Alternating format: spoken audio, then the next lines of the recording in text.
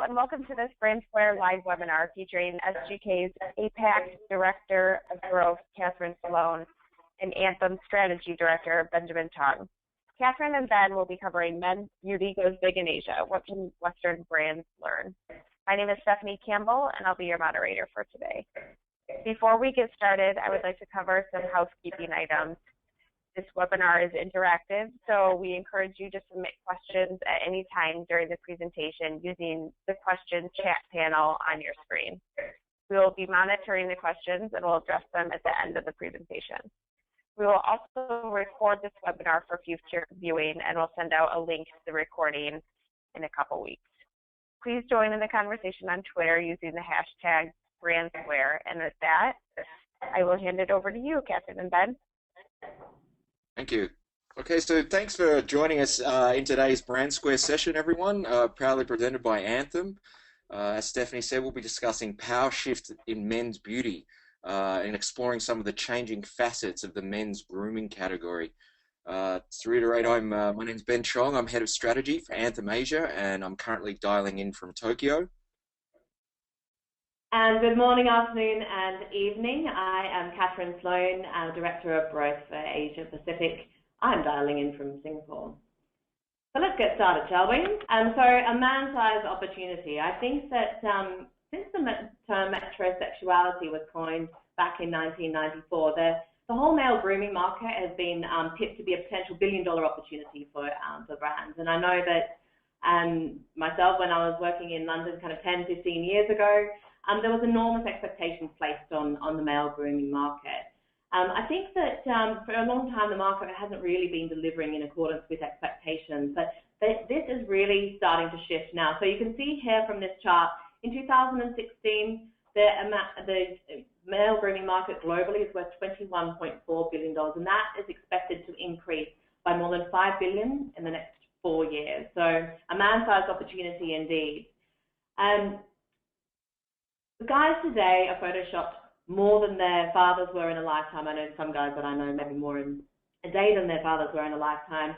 But with this anticipated growth on a global scale, it's no surprise that that we're seeing markets like the US and UK really lead the world in terms of new product launches, really actively targeting men. However, despite all of these new product launches, we're seeing that Asia really represents the largest amount of growth and also the lion's share of the market at 65%. So the question that Ben and I kind of asked one another was, why is the West not actually seeing the category accelerate as quickly as in Asia Pacific? Right, so there seems to be a disconnect. In the East, we have a well-established, vibrantly growing market that's been building year upon year for some time. In the West, there seems to be an attempt to catch up by introducing new products that haven't always broken through the cultural reticence of many men, who appears that they're overly concerned about their appearances, will create some form of derision or just be uncomfortable with paying that much attention to themselves. We see it as a divide between the notion of an image of men's beauty with a little b versus a big B.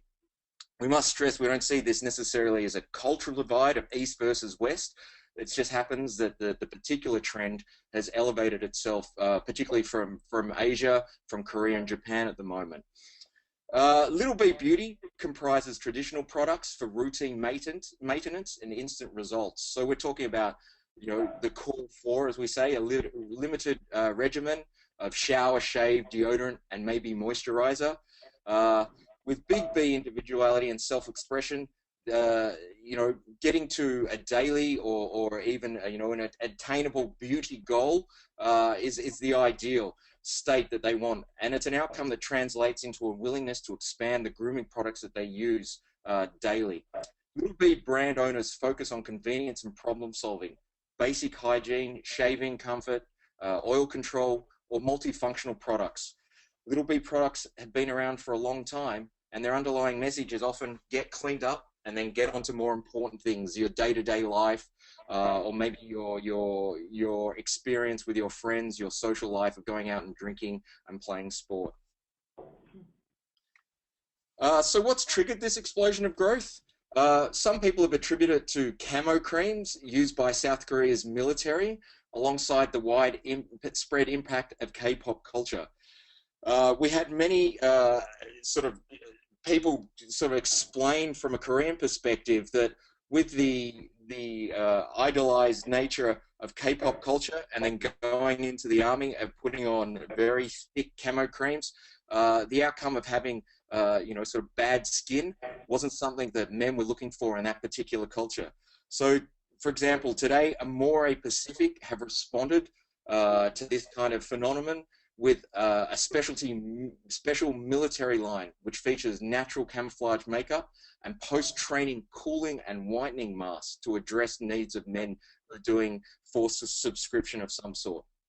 According to the company, an estimated 70% of South Korea's military men use cosmetics in some form or another.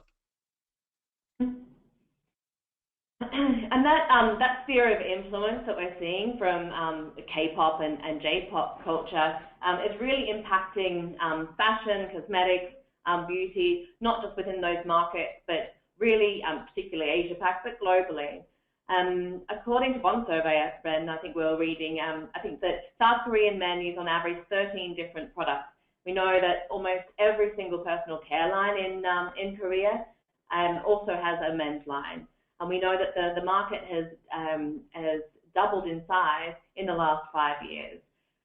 Today, South Korean men make up 1/5 of worldwide sales. So it's extraordinary, just its explosive growth that we're seeing in this market and the impact it's actually having on our neighboring regions and the world.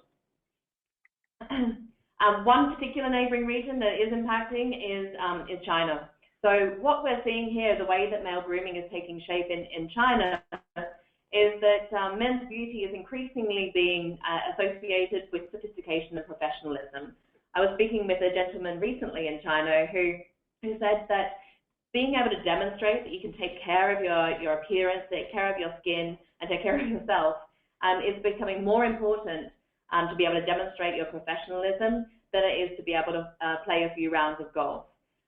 So this is really having an impact on the landscape. Whereas in India, we're seeing, I guess, a parallel phenomenon to what the impact of K-pop and J-pop has had, where Bollywood has really helped those big B products like skin lightening and lip balms become much more socially acceptable.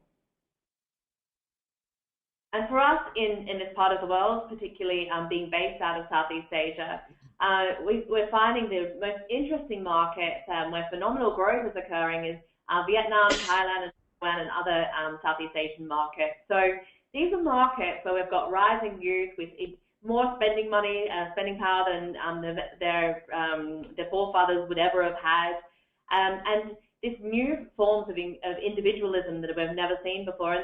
And these guys are encountering the entire male grooming product portfolio all in one go. So they don't have any entrenched ideas around kind of which products are more manly than others, or any ideas around the core four.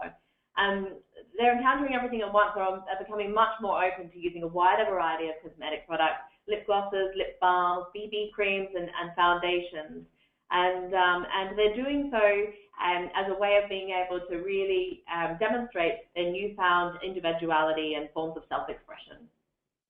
So this more meaningful segmentation of the male grooming portfolio offers a lot of opportunities to straddle both Bs, the traditional core user group and then the newer big B sort of beauty ideal that the younger generation tend to look for. It enables men to trade up as they transition from one age group to the next. So as they mature and move maybe from a younger little B to an older, bigger B, they're actually encapsulating the idea of having both beauty and health in one portfolio of products. And as we see, Biotherm are being able to do this very, very well, where they encapsulate both of those ideals and do it in a manner that gives men more focus on looking good and associating that with feeling good, being successful in their daily lives.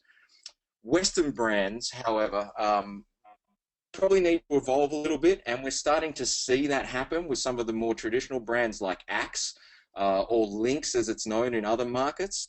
They tend to seem conservative by comparison, but even in these traditional little B markets in the West, men are showing new freedom to experiment with self-expression. The considerable changes that acts has undergone in the past 10 years, from determining its self-worth by female attention and the axe effect, with the strapline "spray more, get more," is an invitation through to the new invitation to find your magic, which encourages freedom of self-expression. The new axe recognizes the individual characteristics of men, rather than collectively lumping us with an idea driven by a singular and somewhat condescending narrative of sex appeal alone. This message can be entertaining for a limited time, but the original axe audience has grown up, and we think that the new audience wants and expects more. Another dramatic shift we're observed is of evolving consumer needs from understanding differences in grooming habits. So while in the West you have men traditionally having the 5 o'clock shadow, my friends, for example, when we were younger, needed to shave by midday. While in China, men tend to shave at night. So they don't face the same problems of sort of daily grooming when it comes to shaving under that traditional regime. So there's a whole new era facing us in personal grooming, and that's also experienced in how that messaging is going to market in respective regions as well. Well, hello. So just as needs are evolving, so are channels, dramatically so. And we thought it would be interesting to share with you this #1 trending topic in China in November last year. So this is actually a Chinese a male model who photoshopped his face onto lots of different international, on the cover of lots of different international famous magazines to make it appear as though he was world famous. Now, Garnier cleverly called the model and hired him to post a picture of himself with this new PS cream that they were launching. And with what was the strapline? It was, "In social media, I use Photoshop, but in real life, I use PS cream." And this extraordinarily clever way of being able to use Weibo, this ad got 272 million views in the following week. So a really extraordinary way of being able to tap into people's changing media habits. Likewise, we were excited to see Mintel release this statement earlier this year that 50% of men today who use shaving products report an interest in subscription services, as well as 40% of men overall. And for us, this is going beyond just shaving products. I think that we're seeing some really exciting exploration in areas such as fragrance and cosmetics, where guys are invited to be able to trial, experiment, and express themselves in the comfort of their own homes. So what are the ways? We've got 5 different ways to exploit the blur between the Bs, opportunities, if you like. The very first one we have is reimagining traditions, and we're starting to see this a lot. Especially over probably the awareness over the last 5 to 7 years in terms of men's grooming traditions. Men are making more effort to better themselves and probably want more than the old stereotypes of masculinity that may have been implied upon them by some of the brands or the experiences the brands were projecting. For example, there's sort of this new barbershop tradition, which is very much more about just a shave and a haircut. Many of these, barber or grooming stations offer an expanded experience that includes facials, eyebrow waxing. The whole tradition has been elevated to accommodate a more social space in which a man can explore his grooming in a way that connects with his interests.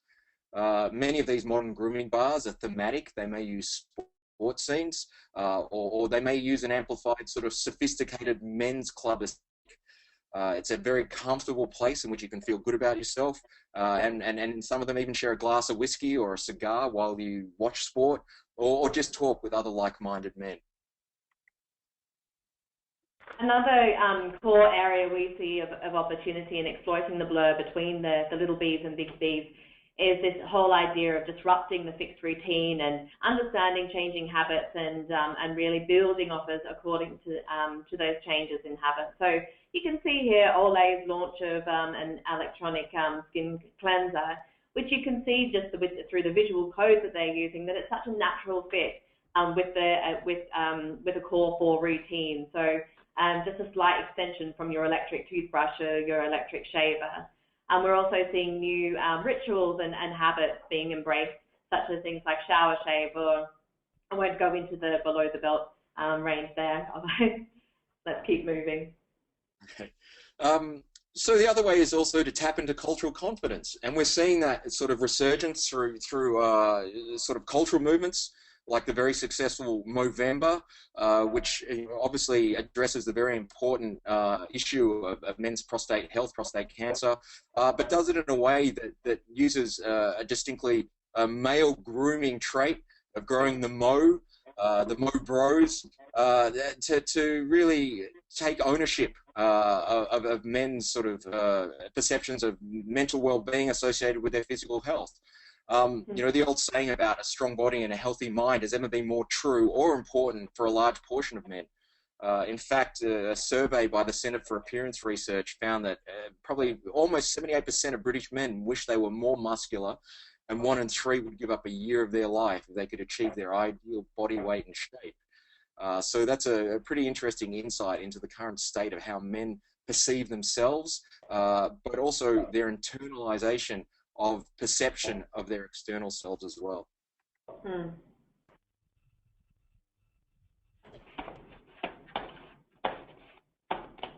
And on that note, understanding how to be able to consider both the internal and external concerns that today's men have, both in terms of addressing kind of the internal concerns, such as the need to detox and being able to reconcile them through brand messaging, as well as the external concerns, such as things like the effects of pollution, which we saw in the previous example, that biotherm did so well.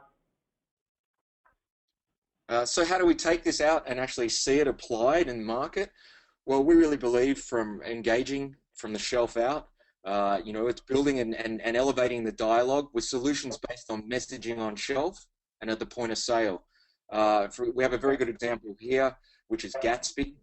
They have a very, very clear and concise delivery of brand benefit and claim messaging on their product, but also at the shelf level. This system was actually designed by one of our designers in the Tokyo office.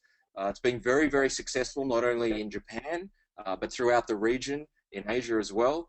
And what it says to brand owners is they need to consider how to encourage more trial and loyalty through effective portfolio optimization. It's not a one-size-fits-all approach. Men have different needs that need to be addressed, and they need to be done so in a relatively sophisticated and obviously a very clear and legible manner. And be able to show new product development benefits alongside the messages that come with it. There's huge opportunities to inspire trial at the shelf with this kind of system. So in sum, the jumping off points as we see it for brand owners like you are firstly responding to shifting cultural, gender and behavioral nuances and really embracing them, expanding and extending a core routine, reinforcing the importance of and advantage of additional steps in grooming rituals. Thirdly, embracing changing shopping habits by rethinking your touch points, enabling information searching, and allowing that brand narrative to be built all the way across your touch points. And really, and I don't know if exploiting is the right word, but really embracing the most of the fact that males are increasingly open to experimentation. So consider where trials could actually happen: in the gym, in other social environments. And something that's very close to ourselves at this point with Anthem is really the idea of engaging from the shelf out, whether that's the physical shelf or the virtual shelf, which is clearly bounding in importance. So building and elevating that dialogue at the shelf to be able to optimize conversion. Above all, this is about transactions, right? And so for us, we believe that male booming is grooming in Asia. We think that it's contributing more than 65% in terms of worldwide sales, and that growth has just been explosive and continues to be so. So it's safe to say that those expectations put on the male grooming market back from 1994 or kind of 15 years ago, they're finally being realized, and they're being realized by brands that are actually in the East, that are being more exploratory and innovative and inventive. And we think that there's huge opportunities for these ideas to be expressed also in Western markets. So thank you very much. We're looking forward to receiving some questions. Thank you, everyone. Thank you, Kathryn. Oh, thank you, Kathryn and Ben. It definitely sounds like there's a ton of opportunity out there for brands. So for that, we'll open it up for questions. Please submit your questions into your control panel questions bar now.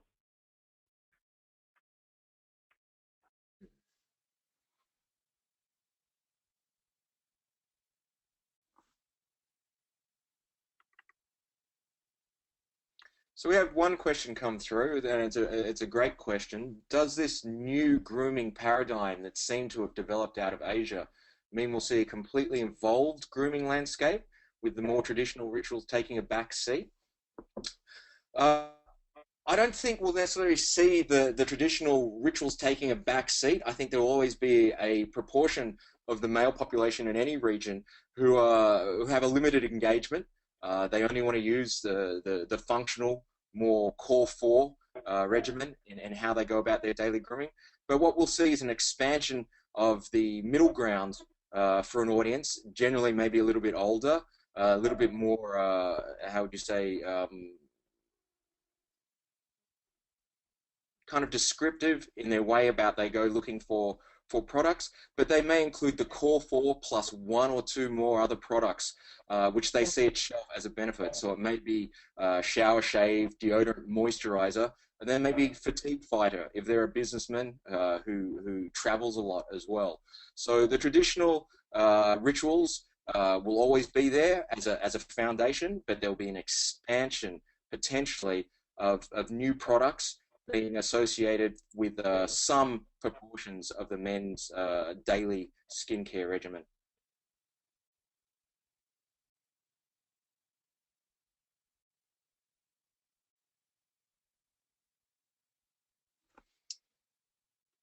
Another question coming through. Do you feel brands have more responsibility in expanding the diversity of their brand messaging to men, giving them more choices rather than the very simplified, almost condescending approach of the past? A great question. I actually do think brands have a big responsibility to stop speaking as to men as one collective whole with a very simplified message that they're either driven by sport or sex or any of those other very singular sort of base functions. I think brands that recognize that there are distinct segments based along generational, based along subcultures even, based along sort of geographic cultures as well, that address those needs and the nuances will be more successful. I think some brands do it already quite well, like Biotherm. But then it's great to see brands like we mentioned earlier, Axe, transitioning their original messaging into an age that makes it more relevant for many more people, and moving beyond maybe the stereotypical more dinosaur approach to talking to men. And I think a lot of men will appreciate that in the future. It'll make them feel more comfortable about expanding their grooming regime and looking at different products as well.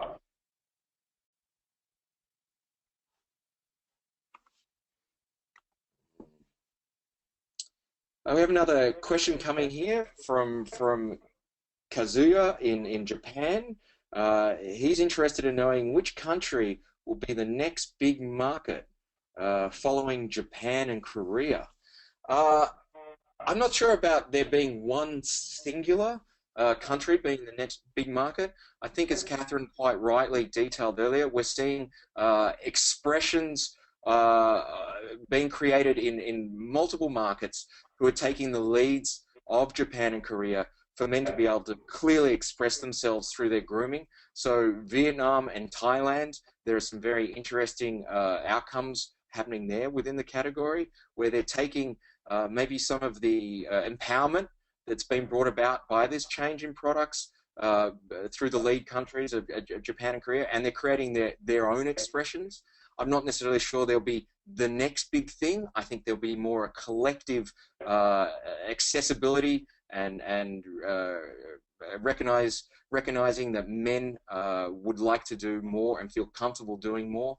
I think that it would be a shared experience across many of the regions, but most likely, from what we're seeing, the take up on this will happen more in Asia, with some of the Western countries following closely behind. Mm-hmm. There's another question here. As a creative standing point, is there any similarity or difference between each men's cosmetics divided by region? Yeah, I think there will be. I think the acceptance of, for example, makeup, men using makeup, will tend to be higher in some countries by region. So, for example, you know, culturally we have J-pop, K-pop, where the idea of putting on BB cream or a bronzer or some sort of foundation, I think that will tend to be more highly accepted than it will be in Western culture. I still think that we'll have people, and there are people who are using products like that in the Western context, but they'll be outliers and maybe more driven by subculture genres in which they engage in. I'm not sure that the wholehearted acceptance of that will grow as much in the West as it will in the Eastern cultures that we're seeing at the moment. But of course, what happens on the fringes today becomes the norm tomorrow. So we're looking forward to seeing the impact of what is on the outliers, as you say, Ben, really help shape kind of what becomes the norm. Okay, just in regards to that last question as well, just a bit of a clarification. There's an extended question here. Kazuya's asked, for example, as a Japanese trend, there are many sizzle, water flashing design elements and many products behind the visual board. So the translation of that is with the KV image, with the product, sizzle translates to impact, dynamic impact of that KV. You know, and how they basically frame the product. So it might be either, you know, a water splash if it's something about refreshment or rehydration. If it's styling, there could be more dynamic graphic shapes, colors, fragmentation of patterns behind as well. I think there'll be definitely, and we're seeing it now, category codes, visual category codes that help drive the performance of some of these products, and that will continue. I think that many of them are developed as sort of leading communication devices within an Asian context, and I think that they tend to get adapted and changed to suit different cultural aesthetics. So Europe versus America versus Australia, there may be some similarities, but I don't think they'll necessarily be as highly involved or complex as some of the Asian ones as well.